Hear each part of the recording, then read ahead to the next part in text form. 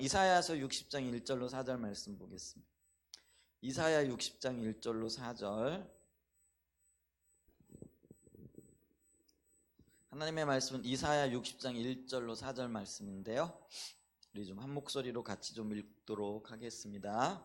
일어나라, 빛을 발하라. 이는 내 빛이 이르렀고 여호와의 영광이 내 위에 임하였음이니라. 보라, 어둠이 땅을 덮을 것이며 캄캄함이 만민을 가리려니와 오직 여호와께서 내 위에 임하실 것이며 그의 영광이 내 위에 나타나리니 나라들은 내 빛으로 왕들은 비치는 내 광명으로 나오리라. 내 눈을 들어 사방을 보라. 무리가 다 모여 내게로 오느니라. 내 아들들은 먼 곳에서 오겠고 내 딸들은 안기어 올 것이라. 22절로 넘어갑니다. 22절 마지막 절인데요. 22절. 자, 그 작은 자가 천명을 이루겠고 그 약한 자가 강국을 이룰 것이라. 때가 되면 나 여호와가 속히 이루리라. 아멘. 오늘 제목이 중보기도입니다. 이사야 40장 이후를 이스라엘의 회복이라 이렇게 학자들이 말을 하고 있고요. 그래서 39장까지가 그 이스라엘의 어떤 절망스러운 상태를 어떤 면에서는 그 경고하고 또 그 경고에 따른 징계와 심판이 이를 것에 대해서 이렇게 말씀을 하고 계시다가 40장에 이르게 되어지면서 갑자기 그 분위기가 확 바뀌게 되어지죠. 그러면서 하나님께서 이스라엘 백성을 얼마나 사랑하셨는지, 또 창조하신 이유가 뭔지, 하나님의 영광이 얼마나 그들과 함께 할 것인지, 또 그들에게 얼마나 놀라운 하나님의 은혜가 임할 것인지. 그래서 이 40장 이후를 이스라엘의 회복이라 혹은 또 이스라엘의 부흥이라 이렇게 이야기를 하죠. 그래서 이제 이사야가 전체적으로 66장이 이렇게 되어져 있는데 1장부터 39장까지가 많은 분들은 또 뭐라고 얘기를 하고 있느냐면은 이게 이제 구약에 해당되어지는 부분이다. 그 다음에 40장부터 그 66장까지가 이제 신약과 관련되어진 어떤 이야기들이라 이렇게 이야기를 하기도 하지요. 그래서 구약이 39장, 그 다음에 신약이 27장 이렇게 되어지잖아요. 그래서 이 부분들을 이제 그렇게 얘기를 하기도 하는데 이제 그 중에 오늘 이제 이사야 60장 말씀을 보게 되어지면은 아주 놀라운 소망의 말씀들이 이렇게 기록이 되어져 있고 또 소망 가운데 하나님께서 어떤 일들을 이루실 것인가, 이 약속의 말씀들, 회복의 말씀들이 어떤 면에서는 절정을 이루고 있다라고까지 할 정도로 이렇게 말씀하고 계시잖아요. 그래서 이스라엘 백성들 이게 더 나아가서는 그 이사야 하반부에 나타나오는 그 메시아와 또 메시아와 관련되어진 그 백성들, 그게 교회를 이야기하는 거죠.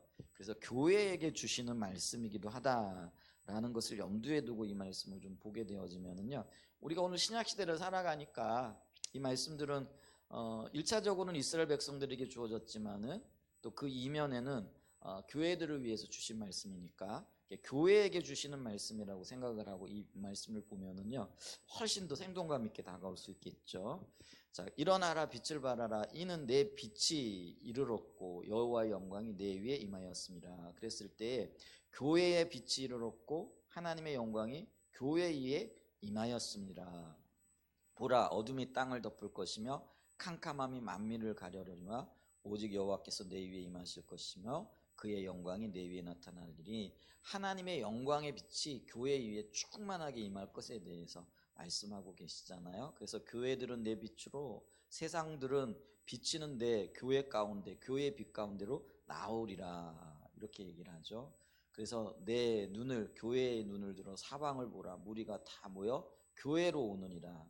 교회의 성도들 또 교회의 백성들이 그 먼 곳에서 오겠고 내 딸들이 안기어 올 것이라. 그러면서 이제 이 회복의 말씀들을 쭉 얘기하다가 22절이 어떤 면에서는 60장의 결론이라고 이렇게 얘기를 하잖아요. 그러면서 그 작은 자가 천명을 이루겠고 그 약한 자가 강국을 이룰 것이라. 때가 되면 나 여호와가 속히 이루리라.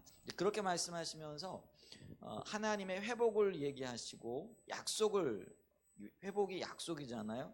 근데 그 약속이 구체적으로 작은 자가 1000명을 이루고 그 약한 자가 강국을 이룰 것이다. 이건 숫자적인 이야기를 하는 것이 아니라 하나님이 그만큼 강력하게 놀랍게 역사하실 것에 대해서 말씀하시잖아요. 그러면서 때가 되면 나 여호와가 이것을 속히 이루겠다, 이렇게 얘기를 하는 거죠. 여기서 지금 하나님의 약속과 이루심 사이에 간격이 있게 되어지는데, 그럼 이 간격을 주님이 지금 무엇을 기대하시면서 이 말씀을 하고 있느냐라고 얘기했을 때, 그게 바로 그 백성들의 혹은 교회의 기도에 달려 있다라는 거죠. 이제 그걸 가르쳐서 우리는 이제 중보기도라 이렇게 얘기를 한다라는 거죠. 하나님이 그 백성에게 회복을 말씀하셨고 그게 약속인데, 그런데 그 회복이 이루어지기 위해 때가 되면 그걸 이룰 텐데, 근데 그 때가 되어 이루기까지 그 중간에 삽입이 되어져야 되고, 혹은 그 백성들 혹은 교회가 해야 할 일이 뭔가라는 것을 이야기할 때 그것이 바로 중보기도가 되어진다라는 것이죠.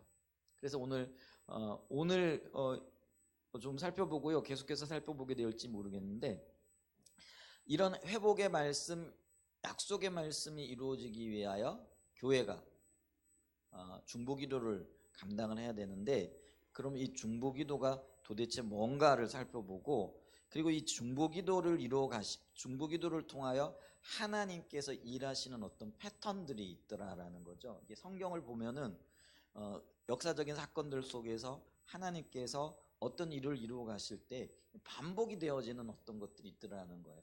그런 걸 보게 되어지면은 그 반복이 오늘날 우리 가운데도 이루어져야 되고, 그 반복을 따라가게 되어질 때 하나님의 약속이 성취되어지는 그 일을 이루어갈 수 있다라는 것을 이야기하죠. 그래서 그 패턴들을 성경에 나타난 사건들과 연관시켜서 몇 가지를 보기를 원한다라는 거죠. 그 다음에 첫 번째, 그럼 중보기도가 뭐냐? 중보기도를 이야기할 때 우리가 봐야 할 성경의 구절이 있는데요. 그게 이사야 62장 6절과 7절 말씀입니다. 그게 이제 60장, 61장, 62장 이렇게 관련이 되어져 있는 말씀이라는 것들을 좀 생각하시면서요, 이사야 62장 6절과 7절 말씀을 좀 보시죠. 여기서 우리는 중보기도가 뭔가를 이렇게 보는데요. 자, 같이 한번 읽어볼까요? 예루살렘이여, 내가 너의 성벽 위에 파수꾼을 세우고 그들로 하여금 주야로 계속 잠잠하지 않게 하였느니라. 너희 여호와로 기억하시게 하는 자들아, 너희는 쉬지 말며 또 여호와께서 예루살렘을 세워 세상에서 찬송을 받게 하시기까지 그로 쉬지 못하시게 하라. 자, 이 말씀이요, 이게 중보기도에 대해서 잘 정의를 해주고 있고, 그리고 중보기도 하는 사람을 중보자라 이렇게 얘기했을 때, 여기서 이 성벽 위에 파수꾼을 세웠다. 이게 이제 전쟁 시에는 혹은 그 도시를 이렇게 지키기 위해서는 옛날에는 파수꾼을 세웠죠. 요즘도 마찬가지입니다. 예를 들면은 우리 저기 휴전선에 초소가 있고 그 초소에 세워져 있는 그 사람들이 그 보초병이에요. 우리 주영이가 휴전선에서 왜 휴전선의 전방에 초소에 가가지고 경계 건물을 쏜다 이렇게 얘기를 하죠. 그걸 이제 오늘날 파수꾼이라 이렇게 얘기를 하는데요. 그런데 여기서 말하는 파수꾼은요, 뭐 실질적으로 성벽 위에 서서 혹은 휴전선에 서서 경계를 하고 있는 사람들이 아니고요, 영적인 기류를 파악하고 하나님이 지금 어떤 일들을 이루어가고 계신가를 보는 사람들이죠. 이런 사람들을 영적인 파수꾼이다라고 이렇게 얘기를 하는 거죠. 근데 이 영적인 파수꾼들이 해야 될 일이 뭐냐면은, 보초를 서는 사람들이 밤낮으로 24시간 쉬지 아니하고 경계 건물을 섭니다. 그죠? 그렇듯이 영적인 파수꾼들도 밤낮으로 쉬지 아니하고 계속해서 영적인 하나님의 기료, 역사하시는 하나님의 역사들을 눈여겨보고 있다가 그 일이 계속해서 이루어지기를 잠잠하지 아니하고 하나님 앞에 아뢰는 자들이라. 그래서 그거를 계속 잠잠하지 않게 하여 너희 여호와로 기억하시게 하는 자들, 그들이 영적인 파수꾼이라는 거예요. 그걸 우리는 이제 중보기도자라 이렇게 얘기를 합니다.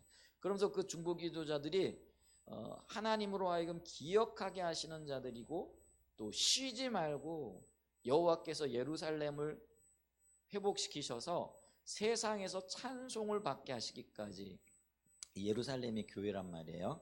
자, 그걸 이제 다시 얘기하면은 하나님께서 약속하신 것들을 영적인 깨달음과 영적인 인지를 통해서 알고 난 다음에 그 일이 이루어지도록 하나님이 잊어버리지 아니하시고, 하나님이 잊어버리지는 않으시겠죠. 그런데 하나님으로 하여금 그 일을 놓지 아니하고 잊어버리지 아니하시고 기억하실 수 있도록 계속해서 쉬지 않고 하나님의 교회가 회복되어지고 세워져서 세상으로부터 영광을 받기까지, 찬송을 받기까지, 이 찬송이 하나님 앞에 드려지는 것이라는 거죠. 그로 하여금, 누구로 하여금요? 하나님이 쉬시지 못하도록.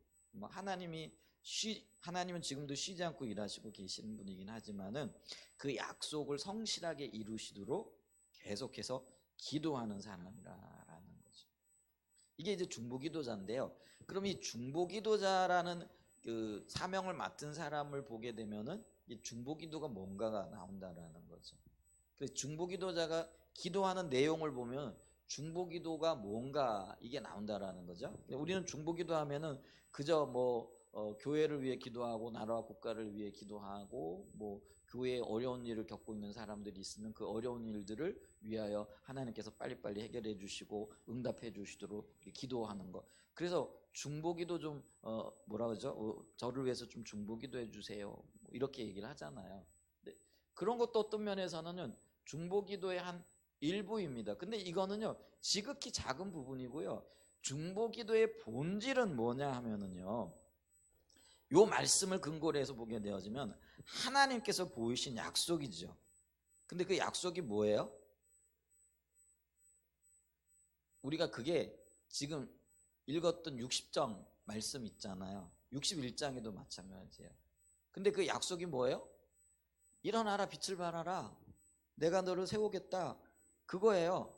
그리고 너로 하여금 작은 자가 천명을 이루고 너희 약한 자로 인하여 강국을 이루게 하겠다. 이게 이제 이스라엘의 회복이고 교회의 회복이고 하나님의 영광의 회복을 말하는 거거든요. 근데 그거를 약속하고 난 다음에 하나님께서 예루살렘의 성벽 위에, 영적인 의미라 그랬잖아요. 영적인 파수꾼을 세우는 거죠. 하나님의 하시고자 하시는, 그게 이제 영적인 기류죠. 하나님의 영적인 역사죠. 이 역사들을 보고 또 그 역사 가운데 이루기를 원하시는 하나님의 약속을 받은 자들이 그 약속이 이루어지기를 위하여 쉬지 않고 기도하는 것, 그 약속이 이루어지기를 위하여 하나님 앞에 부르짖는 것, 이걸 가리켜서 중보기도라 이렇게 얘기를 한다라는 거죠. 이거를 하나님께서 보이신 약속 혹은 뜻, 계획, 의중, 의도를 붙잡고 그 하나님의 약속이 성취되어질 때까지 하나님께 간절히 구하는 기도, 이거를 중보기도라 한다라는 거죠. 그렇게 보게 되면은 이 중보기도의 범위가 확 달라지는 것을 보죠. 의미도 달라지는 것을 보죠. 그래서 그냥 단순하게 우리가 어려움을 겪고 있으니까 나를 좀 위해서 기도해 주세요, 내가 몸이 아프니까 몸 아픈 것 회복되도록 좀 위해서 기도해 주세요, 우리 교회가 어려움을 겪고 있으니까 그 어려운 일이 빨리 극복되어지고 우리 가정이 빨리 회복이 되어지고 그 일을 위하여 좀 기도해 주세요. 넓은 의미에서 보면은 하나님의 백성들의 회복이 하나님의 의중에 있으니까 이런 것들도 기도해야 되겠죠. 그런데 하나님께서는요, 하나님의 계획 가운데 섭리라고 얘기할 수 있고요, 다른 말로는 우리가 예정이라 이렇게 얘기를 할 수 있습니다. 예정은 로봇처럼 어떤 것들을 프로그램 해놨다 그런 게 아니고요, 하나님의 영광이 드러나고 나타나기 위한 그 일들을 하고 계시다라는 거죠. 그게 예정이죠. 그 예정 가운데에서 하나님의 그 약속, 그 하나님의 예정을 이루시기 위하여 시대를 보면서 계획해 놓으셨던 일들이 있더라는 거예요. 그것이 빨리 이루어지기를 위하여 밤낮 쉬지 않고 기도하는 것, 그게 중보기도라는 거죠. 그러면은요, 이스라엘 백성들이 포로기가 되어졌을 그때에 그 시대에 하나님께서 행하고 계셨던 일은 뭐냐면, 이게 아까 하나님의 놀라운 구원, 이게 구속사라 그랬잖아요. 이 구속사적인 그런 어떤 시대적인 흐름 속에서 그 시대에 하나님이 하셨던 건 뭐냐면은요, 이스라엘 백성들이 예루살렘으로 다시 돌아오는 거였어요. 그러면은 이 이스라엘 백성들이 예루살렘으로 다시 돌아오게 하시는 것, 이게 하나님의 의중이었고 의도였고 약속이었어요. 그래서 하나님께서는요, 이 이사야를 통해서도 예레미야를 통해서 끊임없이 이스라엘 백성들이 돌아올 것에 대해서 말씀을 하고 계시거든요. 그럼 중보기도자는 뭐예요? 이런 하나님의 그 계획이 이루어지길 위하여 또 역사하시고 말씀하신 하나님의 그 약속의 말씀을 붙잡고 밤낮 없이 이루어지기를 위하여 기도하는 거예요. 예레미야가 그랬고요, 다니엘이 그랬어요. 우리가 나중에 이렇게 보면은요, 다니엘이 하나님의 이 계획과 뜻을 알고 그 끊임없이 기도하는데, 그 끊임없이 기도하는 것이요, 예를 들면 우리가 다니엘 6장인가 보면은 다리오 왕 때에 조서를 내리잖아요. 그러니까 물론 그 뭐라 그럴까요? 다니엘을 위험에 빠뜨리기 위한 계략이 있었지만은 그 30일 동안은 다리오 왕 외에는, 그때는 왕을 신으로 여겼으니까요, 어떤 대상에게도 기도하거나 절하거나 경배하거나 예배하거나 하면 안 된다라는 조서를 내리잖아요. 그런데 다니엘이요, 왕의 조서에 어인이, 그러니까 왕의 그 바꿀 수 없는 도장이 찍혔다라는 거잖아요. 도장이 찍혔다라는 거를 알면서도 예루살렘으로 난 창문을, 예루살렘 쪽을 향하여 난 자기 집에 창문을 열어놓고 모든 사람들이 다 볼 수 있고, 아니 오히려 보라는 듯이 하루에 3번을 기도를 하거든요. 여러분, 이게 그럼 이 다니엘이 뭘 기도했는지 그걸 보면은요, 우리가 다니엘서 7장을 보면은요, 이 다니엘이 하나님께서 이스라엘 백성들이 포로로 잡혀간 지 70년째 되는 해에 그 백성들을 돌아오게 하시리라는 것을 예레미야 선지자가 보낸 편지의 글을, 그러니까 예레미야 선지자가 예언한 것을 보고 그걸 깨닫고 그 일을 위하여 기도했어요. 근데 그 기도가 생명을 걸고 기도했고요. 그러니까 이 다니엘이요, 중보기도자인 거예요. 그러면서 하나님의 뜻이 이루어지는 그 일에 있어서 자기의 생명을 아끼지 않고 기도했던 아주 놀라운 기도의 사람이었던 것을 이렇게 보게 된다라는 것이죠. 이게 놀라워요. 그게 중보기도예요. 주님의 뜻을 알고 그 뜻이 이루어지길 위하여 기도하는 그것 중보기도고요. 그리고 그 기도를 하는 사람을 중보기도자라 한다, 이렇게 얘기를 하죠. 그래서 두 번째로 이렇게 보면은요, 그렇게 기도하는 자를 중보기도자 혹은 파수꾼이라 얘기하고요, 이거를 다른 말로는 선지자라 이렇게 얘기를 합니다. 구약 성경에는요, 중보기도자를 선지자라 이렇게 표현하는 곳은 없어요. 근데 신약 시대에 넘어오면은요, 이렇게 중보기도에 전념했던 분들을 선지자라 이렇게 이야기를 해요. 그 중에 대표적인 사람이 누구냐면은요, 누가복음 2장에 등장하는 안나 선지자예요. 안나 선지자는요, 예언을 했다라는 그런 기록이 없어요. 그리고 그가 뭐 예언 활동을 하고 뭐 예언 활동을 통하여 하나님이 어떤 특별한 일을 했다, 뭐 이런 거 없어요. 그런데 그를 뭐라고 얘기를 하냐면은 여선지자라 이렇게 얘기를 해요. 근데 안나가 했던 일이 뭐냐면은요, 그가 과부가 되는 거, 성경이 보면 뭐 84년이라 이렇게 얘기를 하기도 하고요, 뭐 하여간 아니면 나이가 84세까지라는 어떤 그렇게 해석할 수도 있는 여지가 있는데요. 그럼에도 불구하고 안나 선지자가 했던 주된 일이 뭔지 아세요? 성전에서 밤낮으로 기도했는데 그 기도가 뭐냐면 메시아가 나기를 위해 기도했던 거죠. 왜냐하면 메시아를 보내겠다라는 하나님의 약속을 안나는요, 이 영적인 기류를 읽고 있었다라는 거죠. 그래서 그 약속이 이루어지기 위하여 밤낮으로 무려 84년 동안이나 기도했더라는 거죠. 그런 안나를 성경은 뭐라고 했냐면 중보기도자 이렇게 표현하지 않고요, 선지자라 이렇게 표현을 한다는 거예요. 그래서 있잖아, 이 중보기도는요, 하나님의 의중과 의도를 아는, 그러니까 이 의중과 의도를 아는 사람을 우리는요, 하나님의 선지자라 이렇게 얘기를 하는 거죠.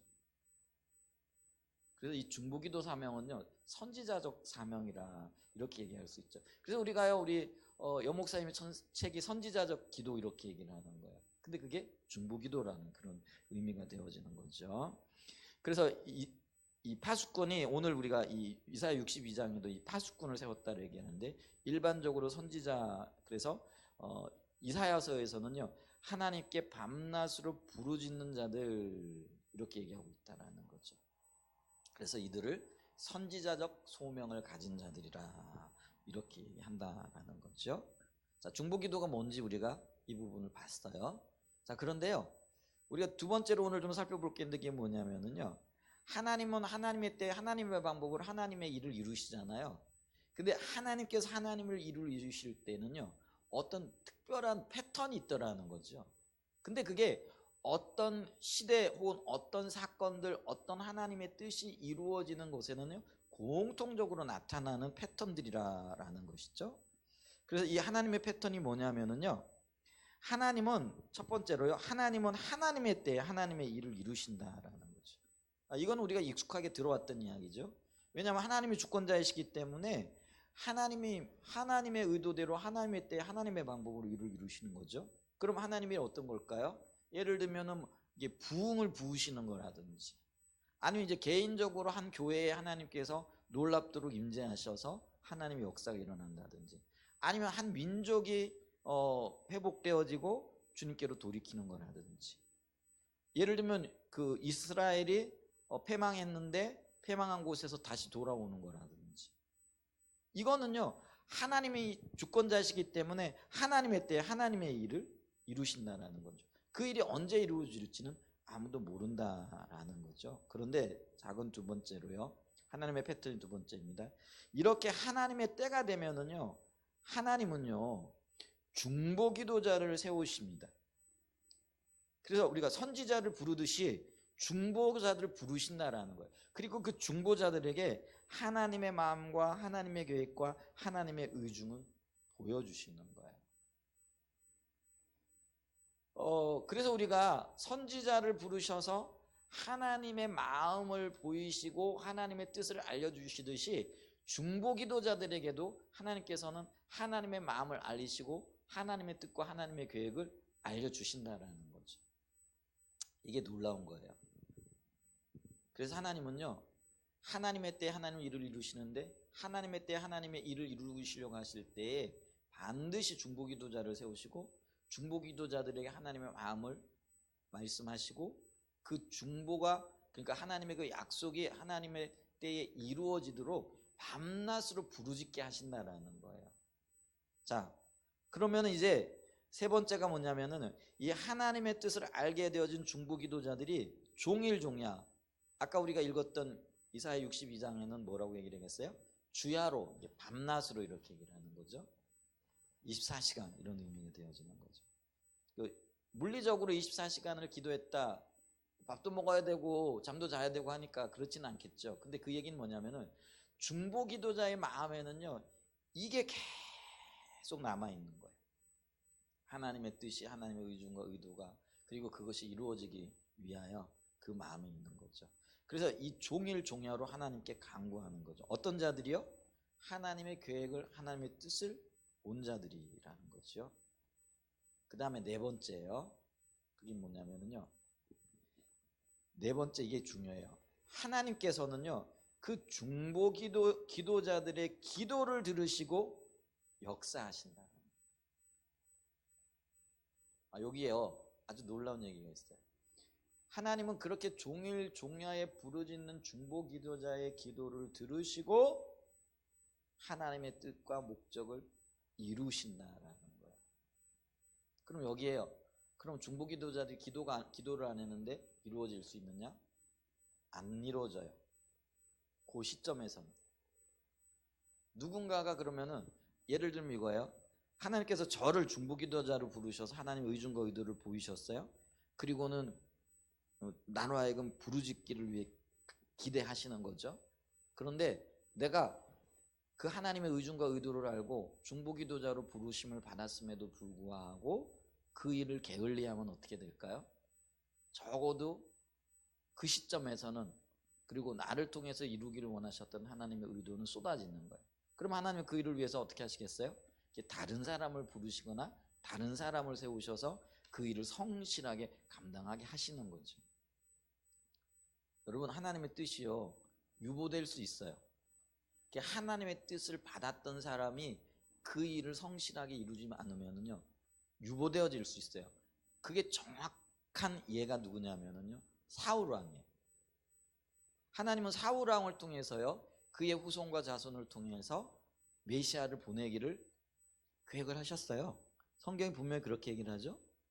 그런데 사울 왕이 하나님의 의중과 의도를 모르는 거예요. 그러니까 하나님의 의중과 의도를 따르고 선지자여 중보기도자로서의 어떤 역할을 감당하는 게 아니라 맨날 자기만 생각하고 자기 권력만 생각하고 자기만 편한 거 생각하고 자기 집안만 생각하고 자기 아들만 생각하는 거예요. 사울이 왜 다윗을 그렇게 죽이려고 했을까요? 사울은요, 자기 아들 요나단이 자기를 대신해서 왕이 되어져야 한다는 생각을 가지고 있었던 거죠.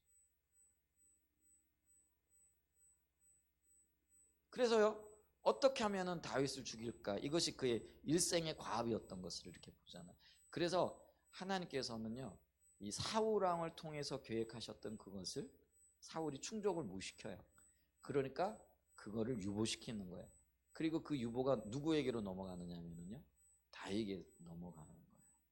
이걸 보면서 우리는 굉장히 중요한 영적인 교훈을 얻어야 되는데요, 하나님께서는요, 뭐 범위를 넓힐 것 없어요. 우리는 지금 뭐 국가적인 그런 것도 중보기도를 통해서 이루지만, 쉽게 얘기하면 하나님께서 우리 교회에서 이루고자 원하시는 하나님의 의중과 의도가 있다라는 거예요. 그래서 누군가에게는 하나님의 의중과 의도를 보이시고, 그리고 그것을 본 누군가는 그것을 붙잡고 눈물을 흘리며 기도하며 밤낮으로 부르짖어야 하는 거예요. 그런데 그게 안 보여지거나 보아도 기도하지 않게 되어지면은요, 적어도 그 시점에서는요, 이 하나님의 뜻이 이 교회를 통해서 이루어질 수 없는 거죠. 그러면 하나님이 몇 번 더 기회를 주실 수 있겠죠. 근데 그 기회까지도 살리지 못하게 되어지면 하나님은 이 교회를 통해서 이루고자 하셨던 그 계획을 다른 교회를 통해서 이루시는 거예요. 이거는 우리 개인도 마찬가지라는 거죠. 하나님께서 우리에게 몇 번의 기회를 주실 수 있어요. 주님은 기회를 주시는 분이죠. 성경에 보면은 이 기회를 다시 받았던 사람이 누구예요? 요나 같은 사람이잖아요. 하나님께서 하나님의 의중과 의도를 분명히 보이시죠. 너는 저 죄악된 성읍 니누에 가가지고 하나님의 심판을 선포하라. 그랬더니 이 니누에는요, 이 니누에 사람들이 하나님의 말씀을 듣고 돌이킬 수 있는 가능성을 본 거예요. 그러니까 이 우리의 원수인 니누에 성 사람들이 돌이키면 안 되지, 그리고 나 안 갈 거야 하고 어디로 가는 거예요? 다시스로 내빼는 거죠. 그런데 하나님께서요, 도망가고 있는 이 요나를 다시 한번 돌이키고요, 그에게 다시 그 사명을 감당할 수 있는 기회를 주셔요. 우리 하나님은요, 다시 기회를 주시는 분이세요. 감사하지요? 그런데 그 기회를 주실 때 그것까지도 거절하거나 그것까지도 감당하지 않게 되어지면은요, 어떻게 할까요? 결국에는요, 사울에게서 다윗에게로 넘어갔듯이, 사울 왕에도 기회를 주세요. 하나님께서 사울 왕에게요, 처음에 뭐라고 말씀하세요? 사울 왕이 분수를 지나는 그 일을 하죠. 자기가 제사 드리려 하는데 제사를 드려서 하나님의 징계가 임하죠. 근데 그 징계가 임하고 난 다음에도 하나님은 그에게 다시 기회를 주세요. 그 기회가 뭐예요? 아말렉 사람들을 내가 의도하는 대로 진멸하라. 하나님께서 그 얘기는요, 다시 한번 그게 기회를 주시는 거예요. 근데 그 기회를 사울은 다시 쏟아버리죠, 욕심 때문에. 이런 일들이 반복적으로 일어날 수 있다는 것들을 우리가 기억해야 합니다. 나의 게으름이 혹은 내가 중보기도자로 혹은 주님께서 보여주신 의중과 의도들을 붙잡고 내가 기도해야 되는데 기도하지 못함으로 쏟아지는 일들도 있을 수 있다는 것을 우리가 겸허하게 봐야 되고요, 경각심을 가지고 봐야 된다라는 것이죠. 그럼 왜 하나님께서 이렇게 패턴을 따라, 하나님이 계획하시고 하나님이 이루시길 원하시면 그냥 하나님의 권능과 능력으로 이루시면 되잖아요. 우리는 그렇게 생각하기 쉽잖아요. 그런데 안 그런 게, 우리가 늘 배웠던 게 뭐냐면요, 하나님은 하나님의 일을 하나님의 사람들과 함께 이루어가기를 원하신다라는 거예요. 그게 동역자의 삶이다라는 것이죠. 그리고 이게 하나님의 신비이기도 하다라는 거죠. 그래서 신비로우신 하나님께서 하나님의 사람들을 하나님의 동역자의 삶을 사시게 하기 위하여 이 일을 이루고 계신다라는 것이죠. 자, 그래서 우리가 하나님의 패턴에 대해서 살펴봤어요. 첫 번째 뭐예요?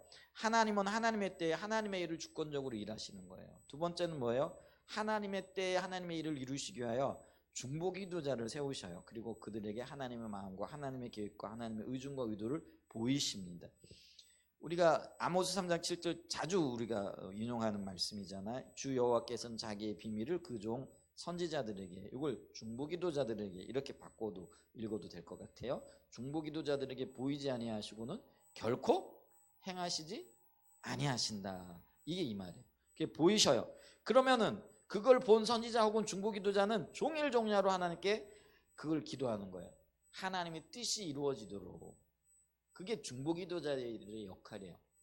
그래서 아까 우리가 이 하나님의 놀라운 약속 앞에서 이사야 62장 6절과 7절에 보면 뭐라고 얘기했다고요?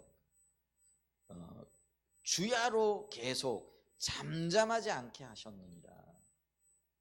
밤낮 부르짖게 하셨다라는 거죠. 그 다음에 네 번째 뭐라고요? 그러면 하나님께서는요, 마지 못해서 하시는 것처럼 그들의 기도를 들으시고 역사하심으로 그 일들을 이루시고 하나님의 마음에 계획하셨던 그 역사들을 성취하시기 시작한다는 거예요. 이게 중보기도 하나님의 일하시는 패턴이에요. 그럼 이 패턴이 역사적으로 어떻게 이루어졌느냐라고 했을 때 성경적인 예를 들어보면요, 출애굽 사건을 보면은요, 그 패턴이 그대로 일어나요. 자, 첫 번째가 뭐예요? 하나님 주권적으로 일하신다 그랬잖아요. 자, 그랬을 때 하나님께서는요, 하나님의 때에 하나님께서 그 백성들을 애굽에서 건져내시기로 계획을 하셨다라는 거예요. 자, 이때 이 일을 계획하시고 이 일을 이루어 나가실 때에 이스라엘 백성들이 준비가 되어졌기 때문에 그 일을 하신 게 아니라라는 거죠.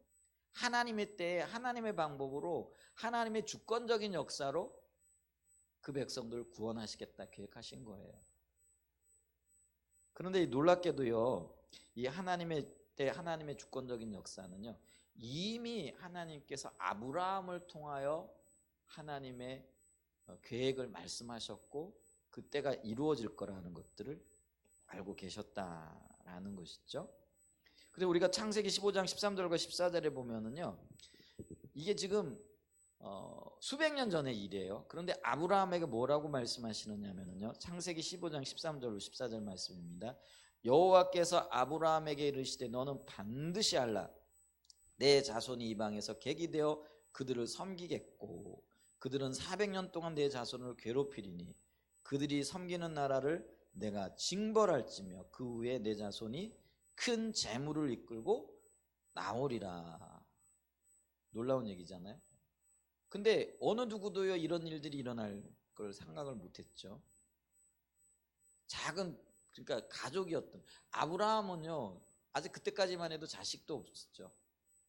그러니까 뭐 자기를 따르는 그 종들 몇몇 사람들을 거느리고 뭐 그냥 열심히 살아가고 있는 어느 그 정말 가나안 변방의 한 뭐라 그럴까요? 이름 없는 사람이었던 거죠. 근데 그 이름 없는 사람에게 내가 너로 큰 민족을 이루겠다.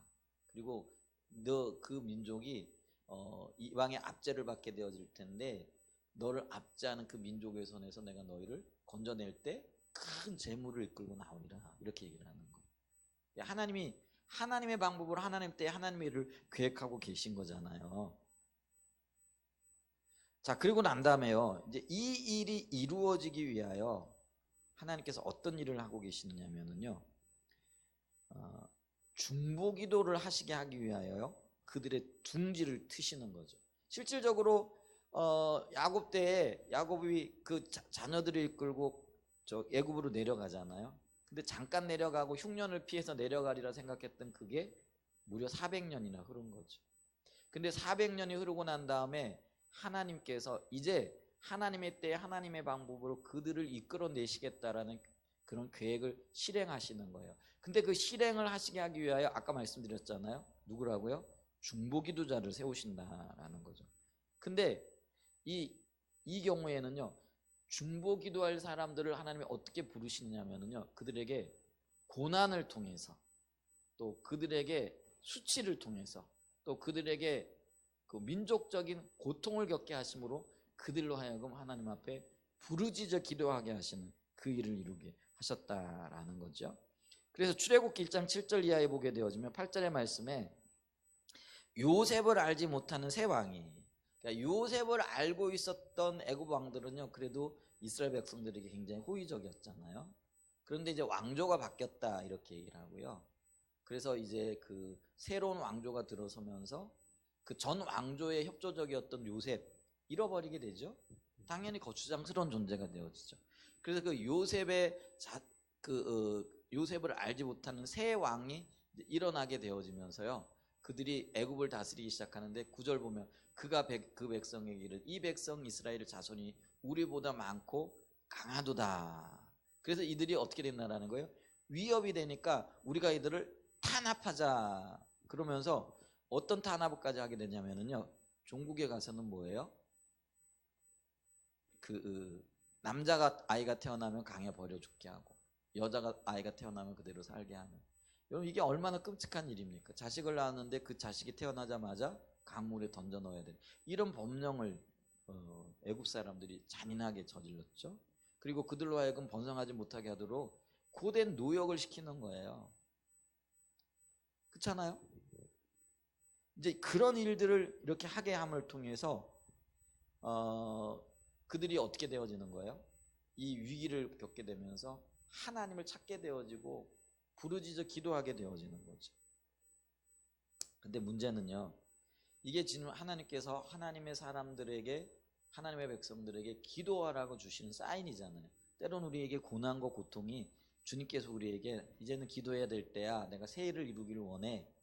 그리고 그들의 기도를 들으시고 하나님께서는 그들을 동력자 삼으시면서 하나님께서 계획하셨던 놀라운 일들을 이루기를 원하시거든요. 그런데 이게 하나님의 사인이고 하나님의 초청인데요, 어떤 경우는 보게 되어지면은요, 그 하나님의 사인이고 초청인데도 불구하고 기도하지 않을 수 있어요. 이 중보기도에 동참하지 않을 수 있어요. 제가 그래서 뭐라고 말씀드렸어요? 하나님의 그 일이 쏟아질 수 있다라고 이렇게 얘기를 했다라는 거예요. 근데 다행히도 성경에 보면은요, 그들이 어떻게 했다고요? 그 고통 때문에 기도하지 아니할 수 없었어요. 그래서 그들이 그 고통으로 인하여 하나님 앞에 부르짖었더라 이렇게 얘기를 하는 거예요. 그랬더니 하나님의 그 부르짖음을, 그래서 이 밤낮으로 부르짖는 거죠. 그래서 우리가요, 출애굽기 2장 23절을 좀 보죠. 출애굽기 2장 23절과 24절 이렇게 한번 보죠.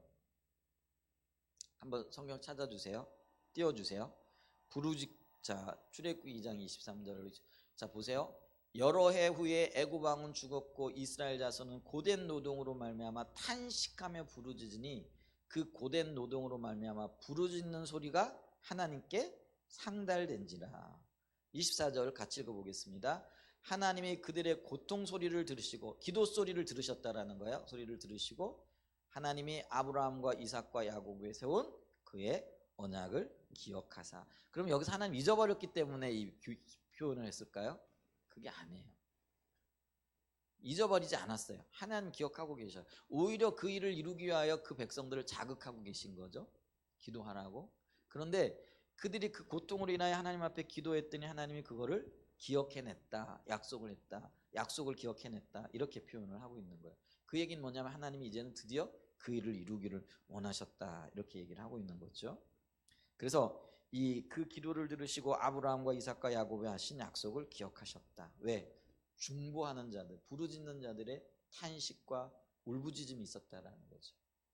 근데 이렇게 고통스러움에도 불구하고 운명이 그러니 하면, 혹은 또는 우리 기도해봐야 어떤 응답도 없을 거라 그들이 침묵했다라고 한다면은 하나님이 일을 하실 수 있었을까요? 없었을까요? 적어도 고시되는 일을 할 수 없었을 거예요. 하나님이 다른 사람들을 기다리거나 다른 세대를 기다리실 수밖에 없었을 거라는 거죠. 아마 그 전에도 어떤 일들이 있었을 텐데 그거를 그들이 인식 못하고 기도하지 않고 무심히 흘러버렸을 수도 있어요. 그런데 요때에는요 그들이 부르짖어 하나님 앞에 기도했더라. 상달되어졌더라. 중보기도자가 세워진 거죠. 그랬더니 네 번째 패턴이 뭐예요? 하나님이 그들의 고통스러운 기도를 들으시고 하나님의 능력으로 역사하시기 시작을 하는데, 곧바로 출애굽기 3장으로 넘어가면 어떤 일들이 있는 거예요? 모세의 이야기가 등장을 하는 거예요. 그래서 여러분 보세요. 모세가 중보기도자들의 기도로 말미암아 하나님께서 일하기 시작하실 때에 찾아낸 사람이라는 거예요. 물론 하나님이 그 모든 것들이 주권적 역사 가운데 계획이 있었다라는 것이죠. 그런데 우리가 이걸 봐야 되는데요. 출애굽기 3장에 하나님께서 그들의 기도를 들으시고 하나님의 일을 이루기 위하여 모세를 부르시는 장면이 나오잖아요. 그래서 모세를 보내시고 하나님의 능력으로 그 백성들을 인도하시는데, 이때에도 우리가 주목해야 될 게 있는데, 그게 뭐냐면은 모세가 주인공이 아니라는 거예요. 이 모세는요 하나님의 패턴을 따라 일하는 그 하나님의 역사하심의 한 부분이라는 거예요. 그러면 우리가 오늘날 우리가 하나님의 일을 감당하고 중보기도자로 썼을 때도요, 우리의 기도를 통해서 하나님이 역사하시지만은 그 기도를 통해 역사하시는 과정 중에 내가 주인공이 아니에요. 그래서 자랑할 것도 없고요, 내세울 것도 없고요. 그래서 우리는 다만 우리의 역할을 감당하는 자리에 서면 되게 되어지더라라는 거죠. 자, 그럼 또 다른 패턴을 한번 볼까요? 그게 반복이 되어진다 그랬잖아요. 하나님께서 바벨론을 포로에서 건지시는 사건이에요. 자, 하나님께서 그들을 바벨론에서 건지시기로 계획하셨죠. 그래서 이 예레미야 시대 때부터 이미 하나님께서는 그들을 회복하실 것에 대해서 계획하시고 말씀하고 계세요. 이게 이스라엘 백성들의 계획이 어느 때쯤 되면 우리가 구원을 받을 거다, 이 나라로 돌아올 거다, 이게 아니라는 거예요. 자, 보세요. 예레미야 29장 10절과 11절 말씀 한번 띄워주세요. 예레미야 29장 10절과 11절 말씀. 자, 보세요. 예레미야 29장 10절로 11절 말씀. 여호와께서 이와 같이 말씀하시니라. 바벨론에서 70년이 차면 내가 너희를 돌보고 나의 선한 말을 너희에게 성취하여 너희를 어떻게 해요? 이곳으로 돌아오게 하리라. 11절. 여호와의 말씀이라. 너희를 향한 나의 생각을 내가 아나니 평안이요 재앙이 아니리라. 너에게 미래와 희망을 주는 것이니라. 자, 예레미야 시대 때에 이스라엘 백성들이 망하긴 했지만은 이 말씀을 전하고 있을 때는 아직 이스라엘이 망한 상태예요, 안 해요? 포로로 완전히 잡혀갔어요, 안 잡혀갔어요? 아니에요. 그런데 하나님께서는요, 하나님의 주권적인 역사로 이미 이때를 계획하고 계시고 이때를 통해서 내가 너희를 구원하겠다라는 하나님의 계획을 예레미야 선지자를 통해서 선포하고 계신 것을 이렇게 보죠. 자, 그러니까 이제 요 때가 되어지니까요, 근데 누구도요 이때 그런 일들이 일어날 거라는 거를 인식하지 못해요. 그리고 믿지도 않아요. 그런데 그 일이 언제 일어나느냐? 다니엘서 9장 1, 2절을 좀 보시죠. 다니엘서 9장 1, 2절. 다니엘서 9장 1, 2절을 좀 찾아봅니다. 한번 띄워주세요. 자, 같이 읽어봅니다. 메대 족속 아수에로의 아들 다리오가 갈대아 나라 왕으로 세움을 받던 첫 해. 2절. 곧 그 통치 원년에 나 다니엘이 책을 통해 여호와께서 말씀으로 선지자 예레미야에게 알려주신 그 연수를 깨달았나니 곧 예루살렘의 황폐함이 70년 만에 그치리라 하신 것이니라. 자, 하나님께서 하나님의 때에 하나님의 계획을 이미 세우셨어요. 그리고 이제 하나님의 그때를 성취하실 때가 되어지니까 그걸 누구에게 깨닫게 하신 거예요? 다니엘에게 깨닫게 하신 거예요. 그러니까 이 다니엘에게 깨닫게 하신 거는 다니엘을 지금 중보기도자로 부르고 계시다라는 그런 의미가 되어지는 거죠. 자, 그랬더니 다니엘이 하나님의 의중과 의도를 알게 되어졌어요. 그리고 중보기도자로 부르심을 깨닫게 되어졌어요. 그랬더니 3절 어떻게 되어지느냐면요. 자, 다니엘 9장 3절 좀 보세요. 자, 그랬더니 그걸 깨닫고 난 다음에 내가 금식하며 베옷을 입고 재를 덮어 쓰고. 여러분, 다니엘이 이때가 어떤 때인지 아세요? 한 나라의 총리로요, 정말 어떤 면에서는 세상적으로는 부러울 것이 없는 삶을 살고 있던 사람이잖아요. 그잖아요? 그런데 그가 여기 보니까요, 금식하며 베옷을 입고 죄를 덮어쓰고 주 하나님께 기도하여 간구하기를 결심하고 이렇게 얘기를 하고 있는 거죠. 그러면서 4절에 보면 내 하나님 여호와께서 기도하며 자복하여 이러기를 크시고 두려워할 주 하나님 주를 사랑하고 주의 계명을 지키는 자를 위하여 언약을 지키시고 그에게 인자를 베푸시는 이시여. 그래서 하나님께 뭐라고 해요? 당신은 언약을 지키시고 약속을 지키시는 분이 아닙니까? 그러니 이 민족을 구원하여 주십시오. 이거를 밤낮 부르짖게 하셨다라는 것이죠. 여러분 이게요 다리오 왕이 그 고레스의 장인이고요. 이 정확하게 얘기하면은 이 메대의 이렇게 뭐라 그럴까요? 섭정왕이라 이렇게 얘기를 하죠. 역사적으로는 이렇게 얘기를 하는데 하여간 뭐 그런 거 복잡할 것까지는 없고요. 근데 이때가 언제냐면은요 539년, 그러니까 BC 539년이에요. 근데 538년에 고레스 칙령이 일어나가지고 이스라엘 백성들이 예루살렘으로 돌아올 수 있는 길이 열려지거든요.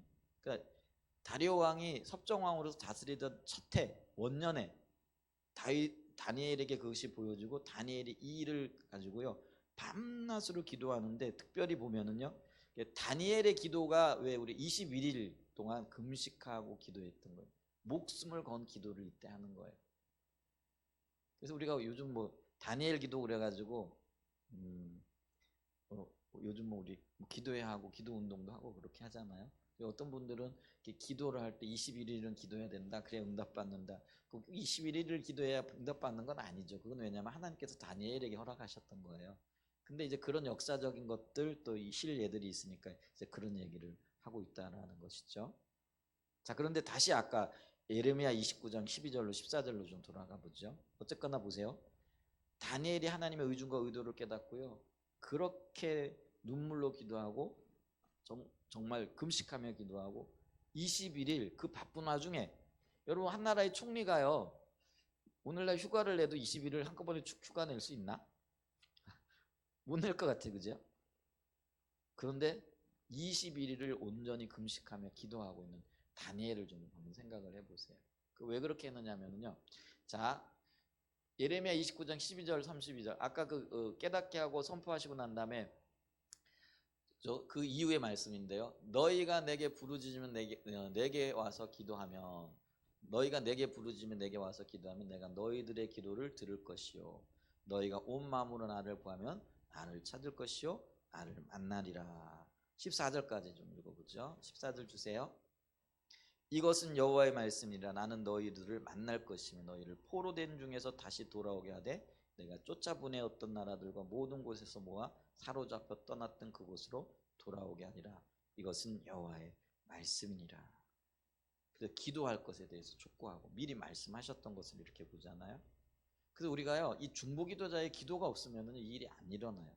그걸 우리가요 에스겔서 36장 35절과 37절 말씀을 좀 보죠. 에스겔서 36장 35절로 37절 말씀. 에스겔서 36장 35절로 37절 말씀. 자, 앞에도 좀 띄워주세요. 자, 사람이 이르기를 이 땅에 황폐하더니 이는 에덴 동산 같이 되었고 황량하고 적막하고 무너진 성읍들의 성벽과 주민이 있다 하리니 너희 사방에 남은 이방 사람이 나 여호와가 무너진 곳을 건축하며 황폐한 자리에 심을 줄을 알리라. 나 여호와가 말하였으니 이루리라. 자, 나 여호와가 말하였으니 이루리라. 약속의 말씀이 성취되는 것을 얘기하는 거예요. 그런데 37절 말씀 좀 보세요. 37절 주 여호와께서 이같이 말씀하셨느니라. 내가 이루리라 말씀하셨고 내가 또 이루겠다 했는데 그 다음에 굉장히 중요한 말씀이 있어요. 같이 읽어봅니다. 시작. 그래도 이스라엘 족속이 같이 자기들에게 이루어 주기를 내게 구하여 할지라 내가 그들의 수요를 양떼같이 많아지게 하되. 여러분 보세요. 분명히 하나님이 약속하셨어요. 그리고 하나님의 권능과 능력을 그 일들을 이루실 수 있는 분이세요. 그럼에도 불구하고 주님 우리에게 뭐라고 말씀하셔요? 그래도 어떻게 하라는 거예요? 이스라엘 족속이 이같이 자기들에게 그 약속의 말씀이 이루어 주기를 내게 구하여야 할지라. 여기 중보기도의 중요성이 있는 거예요. 하나님이 아무리 약속하셔도요, 주님이 나를 동력자로 부르셨고 중보기도자로서 하나님의 일에 동참할 영적인 파수꾼으로 부르셨는데, 파수꾼이 그 일을 게을리하게 되어지면은요, 그 일이 안 이루어진다는 거예요. 자, 그랬더니 어떻게 되어지는 거예요?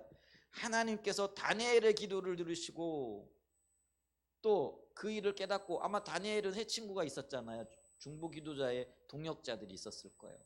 그리고 다니엘의 영향을 받았던 그 시대에 그 많은 사람들이 아마 그 뭐랄까요, 유대인들이 있었을 거예요. 그 사람들이 아마 함께 기도했을 거라고 생각합니다. 그죠? 예를 들면은요, 아수로의 왕 때 에서더 같은 경우에는요, 모르드게를 통해 가지고 유대인들이 나를 위해 기도해 달라고 이렇게 기도 요청을 하잖아요. 그러니까 많은 중보 기도의 어떤 네트워크가 오늘날로 얘기하면은 형성되어 있었을 거라는. 다니엘도 아마 그 일을 했을 거예요. 그가 금식할 때요, 혼자만 기도하지 않았을 거예요. 친구들에게, 적어도 다니엘의 세 친구들에게 기도 부탁을 했을 거고, 그들과 관계를 맺고 있는 유대인들에게 중보 기도를 부탁을 했을 거라는 거죠. 그랬더니 네 번째 어떻게 되는 거죠? 하나님께서 다니엘과 그들의 기도를 들으시고 능력으로 역사하셨는데 기적과 같은 일이 일어나요.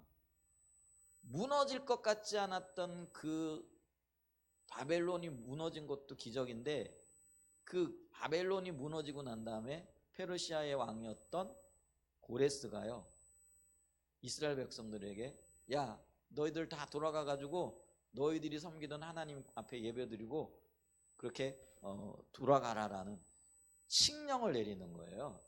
여러분, 이게 있을 수 있을까요? 지배 민족이, 피지배 민족 그 국민들 생각해 가지고 돌아가라 뭐 칙령까지 내리고, 칙령까지 내릴 뿐만 아니라 성경이 보면은 돌아갈 때요, 그냥 빈손으로 안 데려보내요. 성전을 지을 수 있도록 여러 가지 편의와 편리를 봐주고요, 성전의 기명들까지 들려가지고 돌려보냅니다. 이런 일이 있을 수 있을까요? 이게 기적 중에 기적이거든요. 하나님의 능력으로 행하신 일인데, 그 능력으로 행하셨던 그 일이 어떻게 되어지는 거예요? 중보기도자들을 통해서 이루어졌다라는 거예요. 한 군데만 더 봐요. 예수님이 이 땅에 오시는 거예요. 자, 예수님이 이 땅에 오시는 것, 그거는요, 이미 창세기 때부터 예언되어져 있는 말씀이고 하나님이 하나님의 때로 이루기를 원하셨던 거잖아요. 그죠? 그거를 신약 성경에는요, 때가 참에 이렇게 얘기를 해요. 하나님께서는 이 때가 찰 때까지 하나님 주권적인 역사를 이루게 하여 여러 가지 일들을 하고 있었던 거죠. 어떤 일일까요? 로마의 도로를, 그래서 이 로마가 정복 전쟁을 벌이면서 전쟁을 원활하게 위해 가지고요, 부지런히 도로를 놓습니다. 근데 이 도로를 통해 가지고요, 메시아의 복음이 선포되어지는 길이 마련되어졌던 거예요. 그리고 또 하나 뭐냐면은요, 언어가 통일되어졌어요. 이게 굉장히 놀라운 일이에요. 그때 당시에 세계 공용어가 뭐냐면은요, 헬라어였거든요. 이 로마가 다스리는 모든 곳에 이 헬라어가 공용어가 되어지고 통용이 되어지니까요, 복음이, 메시아의 나신과 메시아의 행적이 그대로 전파되어지는 거예요. 여러분, 이 언어는요, 이 문화적인 어떤 열매들이잖아요. 그래서 놀라운 거예요. 그래서 여러분, 예를 들면은 제가 일본에 가가지고요, 복음 제대로 못 전합니다. 말을 모르니까. 그런데 성경에도 보면은요, 사도 바울이 1차, 2차, 3차, 4차까지 전도 여행을 했어요. 선교 여행을. 근데 1차, 2차, 3차까지가 기록이 되어져 있는 게 사도행전이에요. 근데 4차의 이야기는 기록이 되어져 있잖아요. 근데 그 4차 전도 여행을 어디로 갔느냐면요, 스페인으로 갔어요. 근데 이 스페인은요, 로마의 통치를 받고 있지 않았어요. 고을 지방이라고 하기도 하고요, 예를 들면 영국도 그때까지만 해도 로마의 지배를 안 받은 거죠.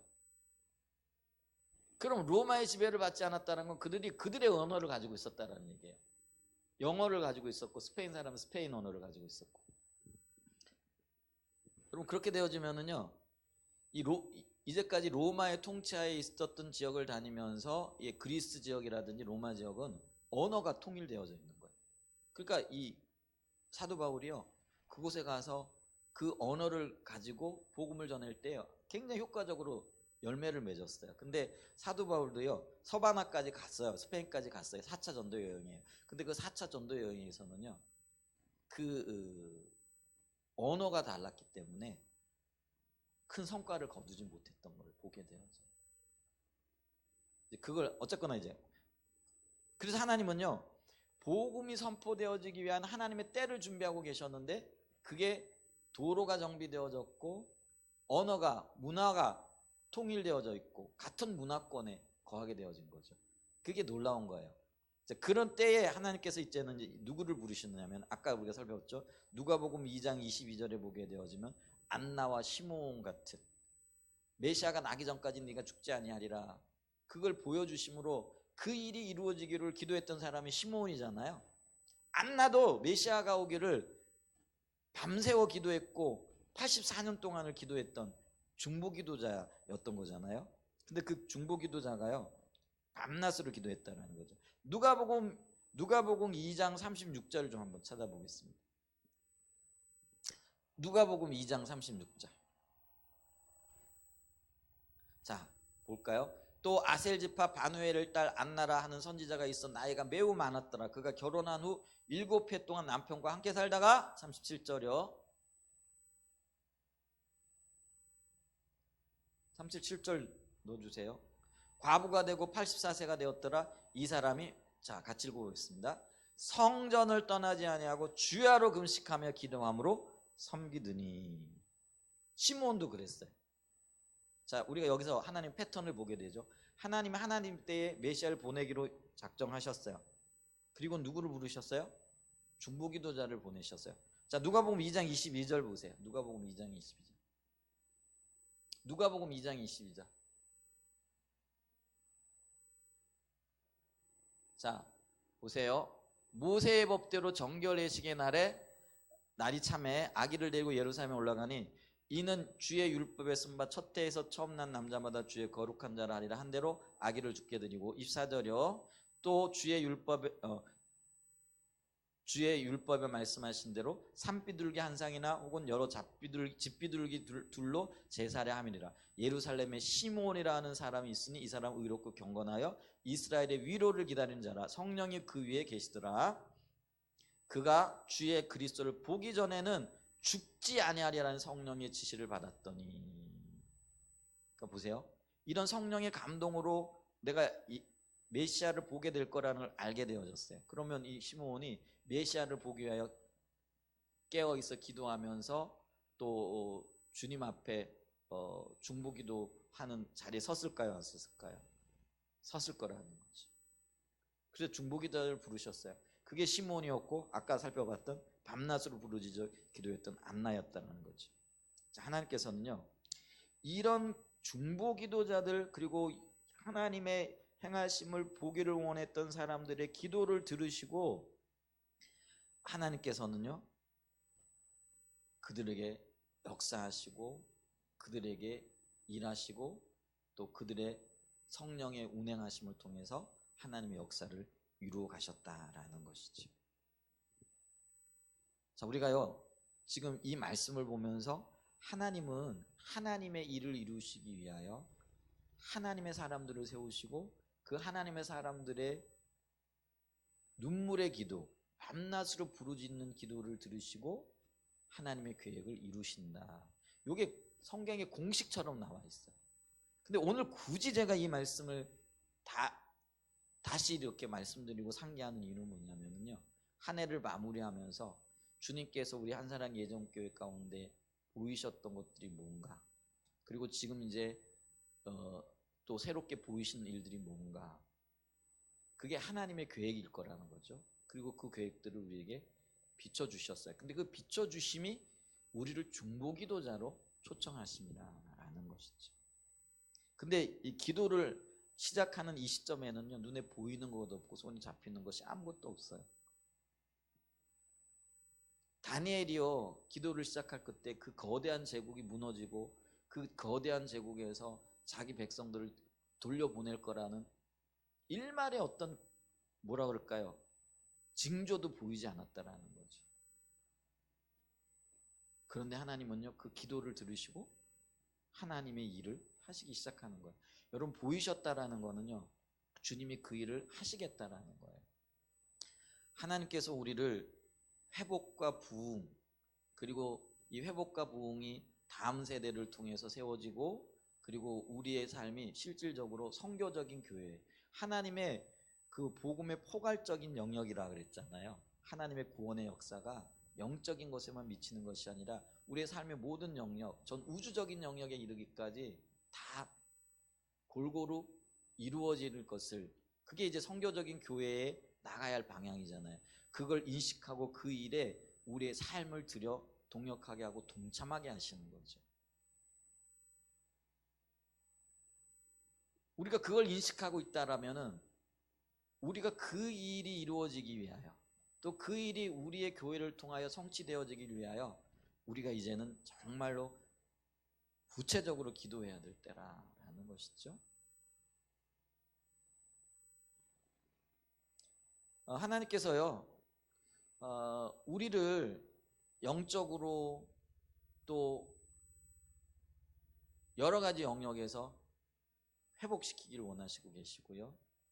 또 그게 우리의 교회의 역할들을 통해서 또 다음 세대들 가운데 세워지기를 원하시는 것도, 또 선한 영향력을 미침으로 신앙의 본질 가운데 우리가 우리 자신이 서며 또 교제하고 또 우리의 영향을 미칠 수 있는 교회들에게도 그런 영향력을 미치면서 세워가기를 원하시고, 그 일이 구체적인 어떤 열매들을 이제는 맺어나가기를 원하시고 계시잖아요.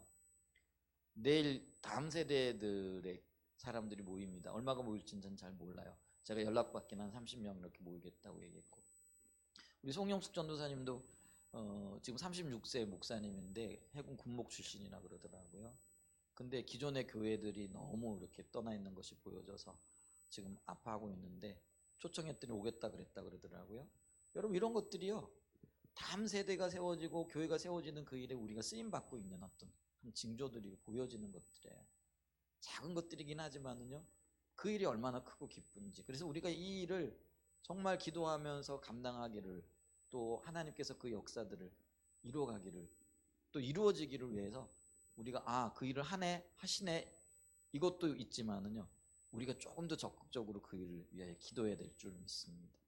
그러면서 이 일을 감당하게 되어질 일꾼들도 더 붙여주시고, 또 기존의 일꾼들은 더 든든하게 주님 앞에 서서 하나님과의 관계 가운데 자라나고, 또 기도자들을 세워지고, 이 모든 영역에 있어서 절실하게 지금 기도가 필요한 때라는 거죠. 아멘. 중보기도 하지 않고는요, 이루어지지 않아요. 그래서 한편으로는 주님의 역사이지만 한편으로는 우리의 책임이기도 하다라는 거예요. 우리의 의무이기도 하다라는 거죠. 제가 여러분들에게 짐을 더 이렇게 무겁게 얹어드리는 게 아니고요, 주님의 일에 더 동참하고 그 기쁨을 함께 맛보자라는 거죠. 저와 여러분이, 우리 한사랑 예정교회가 그 하나님의 일하심에 적극적으로 동참하는 자들이 되어질 뿐만 아니라 그 열매와 그 기쁨을 함께 누리자라는 거죠. 왜냐하면 우리 주님께서 우리를 동역자로 부르셨기 때문에 그렇습니다. 아멘. 제가 이제 중보기도를 받고요, 그리고 그 중보기도자들을 하나님께서는 하나님의 역사를 이루기 위한 한 패턴의 굉장히 중요한 축으로 지금 초청하셨고 그 일을 이루어가고 계시다. 우리 하나님께서 우리 한사랑 예정교회 가운데 보이신 일들이 있어요. 계획이에요. 근데 그 일들을 우리에게 맡기고 계세요. 우리가 기도해야 될 때입니다. 정말 온 마음으로 기도하고, 기도하는 가운데 하나님께서 맺으시고자 하신 열매들을 경험하고 누리고 볼 수 있는 은혜가 있으시기를 예수님의 이름으로 간절히 축복하고 축원드립니다. 기도합니다.